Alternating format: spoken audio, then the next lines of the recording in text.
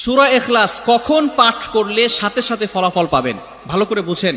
সূরা ইখলাস হচ্ছে পবিত্র কোরআনুল কারীমের ভিতরে ছোট সূরাদের ভিতরে অন্যতম একটি সূরা। তবে ফজিলতের দিক থেকে সূরা ইখলাস হচ্ছে গুরুত্বপূর্ণ ফজিলত, এবং এই সূরাটা এমন একটা সময় আল্লাহ পাক রব্বুল আলামিন নাজিল করে দিয়েছেন যখন আল্লাহ রাসূল সাল্লাল্লাহু আলাইহি ওয়াসাল্লাম দ্বীনের প্রচার করতে লাগলেন।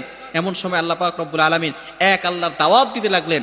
তখন কাফেররা আল্লাহ রাসূল সাল্লাল্লাহু আলাইহি সাল্লামকে কোশ্চেন করলো যে মুহাম্মদ, তুমি তো এক আল্লাহর দাওয়াত দাও, আমরা তো কোটি কোটি দেবতার পূজা করি, তারা আমাদের সমস্যার সমাধান করতে পারে না।